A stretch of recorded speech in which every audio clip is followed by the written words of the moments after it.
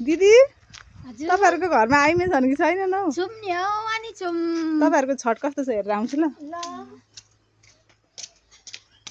कस्तो हुँदो रहेछ आइमे बसेको घरको छठ हेरौँ न त। हाम्रो त आइमे बसे जस्तो भएन अरे कि।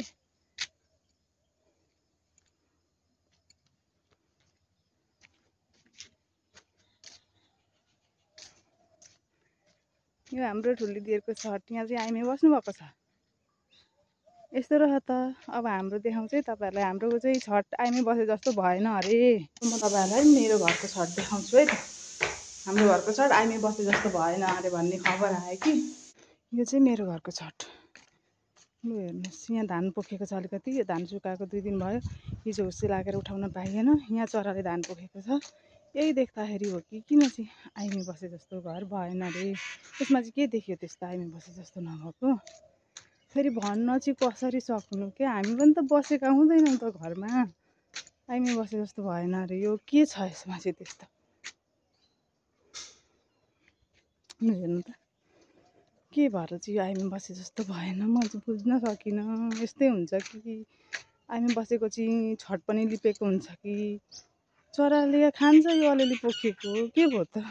भन्नुहुने महाशय पनि आइमे नै हो क्या।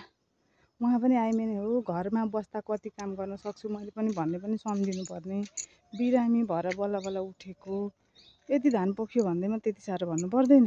हामीले पनि घरको काम गर्न जानेका छौँ हैन। पहिला आफूलाई हेर्ने हो अनि अरूलाई भन्ने हो जसले पनि।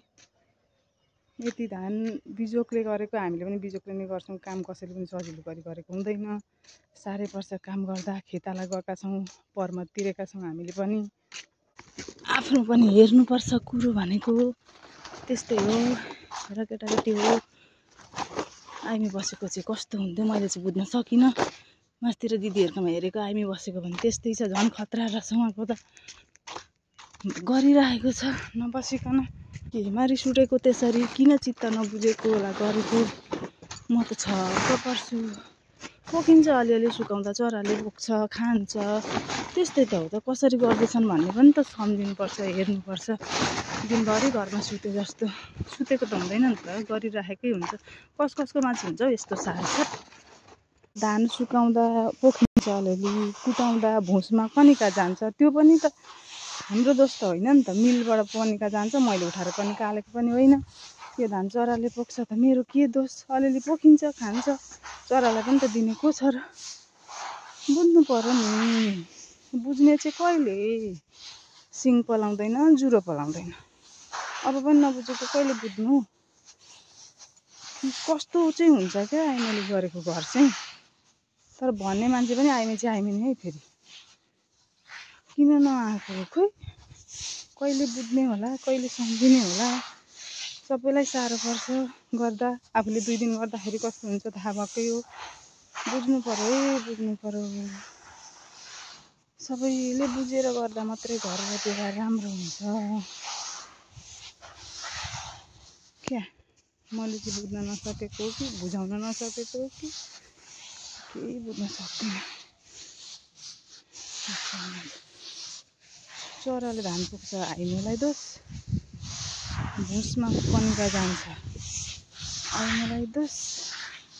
आइमे त अब पनि त आइमे नै हो। कुन आइमेलाई चाहिँ दोषेको हो त्यो मात्रै पो बुझ्न सकिनँ। आइमे नबस्दा भयो। त्यो राम्रो मुखले भन्दा नि हुन्छ। कसको घरमा हुनुहुन्छ यस्ता व्यक्तित्वहरू। व्यक्तित्वले त साह्रो नकारात्मक सोच पैदा गरेको। नकारात्मक कुरालाई पनि सकारात्मक पारेर सुन्नु त राम्रो नि।